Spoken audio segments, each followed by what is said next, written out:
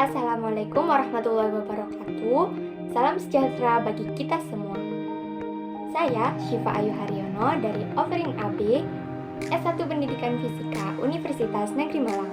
Di sini saya akan menjelaskan tentang gerak harmonik sederhana teredam bagian 2, yang mana pada bagian sebelumnya telah dijelaskan oleh rekan saya Nena Setia Nurani tentang apa itu sebenarnya gerak harmonik sederhana.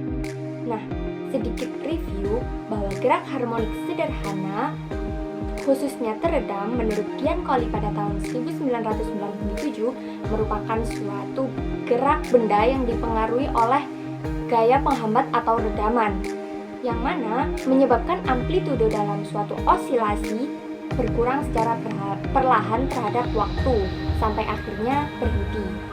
Gerak harmonik sederhana teredam sendiri dibagi menjadi 3, yaitu gerak harmonik sederhana teredam lemah atau yang biasa disebut dengan underdamp, kemudian gerak harmonik sederhana teredam kritis atau yang biasa disebut dengan critically damp, dan juga gerak harmonik sederhana teredam kuat atau yang biasa disebut dengan overdamp.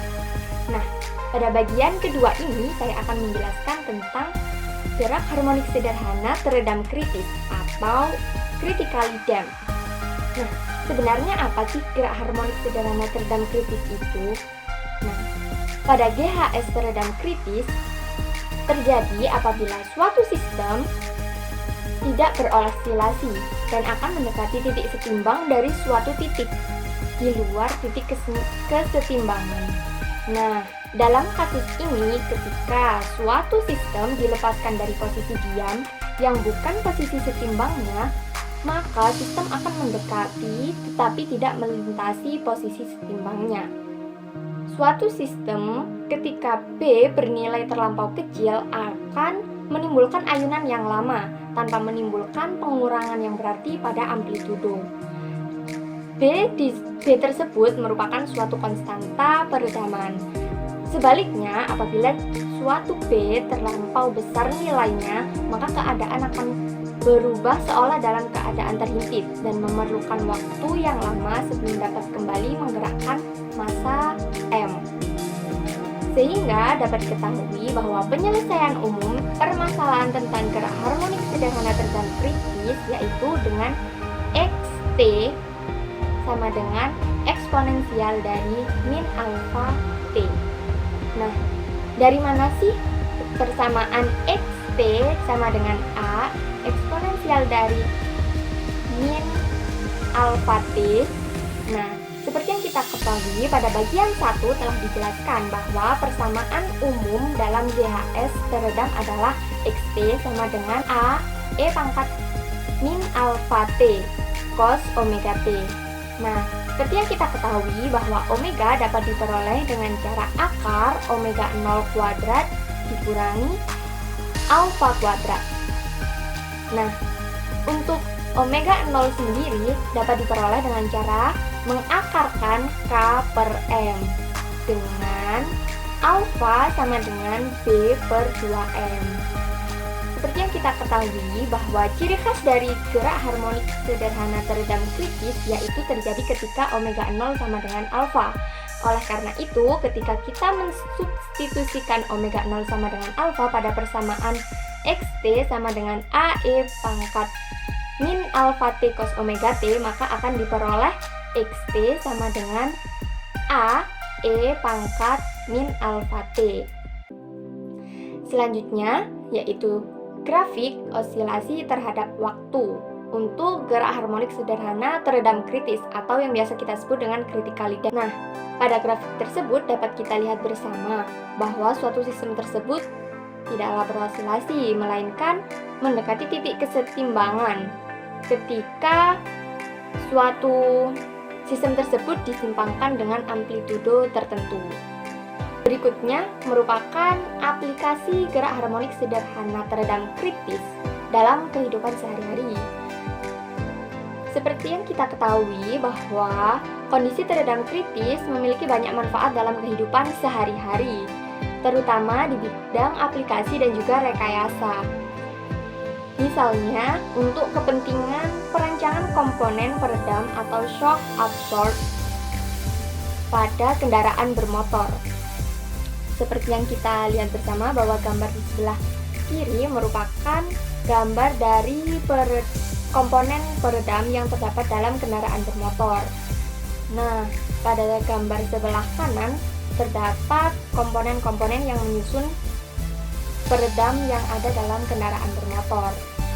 Sebenarnya terdapat 5 komponen utama dalam peredam tersebut, meliputi tabung shock, kemudian piston, yang ketiga piston rod, yang keempat piston valve, dan yang kelima adalah fluida. Untuk tabung shock sendiri berfungsi sebagai tempat berinteraksinya fluida dengan piston. Sedangkan piston yang merupakan bagian kedua merupakan suatu bagian yang berfungsi untuk memanipulasi volume ruang di dalam tabung shock untuk mengkompresi fluida. Sedangkan piston rod memiliki fungsi menghubungkan piston dengan poros roda agar gerakan piston sesuai dengan gerakan poros roda. Kemudian yang keempat, piston valve berfungsi sebagai penyekat antara ruang di atas dan di bawah piston. Sedangkan yang kelima yaitu terdapat fluida, di mana fluida tersebut merupakan cairan hidrolik khusus yang biasa disebut dengan oli shock sebagai fluida yang akan meredam guncangan. Nah, bagaimana sih prinsip kerja dari suatu peredam yang dipasang dalam kendaraan bermotor? Terdapat 2 pembagian secara umum. Yang pertama yaitu saat ditekan atau langkah kompresi. Ketika shock absorber menerima tekanan dari roda, maka panjang shock absorber memendek, maka piston juga akan ikut bergerak ke atas.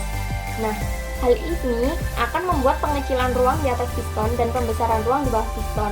Akibatnya, fluida pada ruang di atas piston akan tertekan, sehingga fluida akan mencari cara untuk keluar dari ruangan tersebut, dan fluida akan keluar pada lubang yang sudah terbuka pada piston.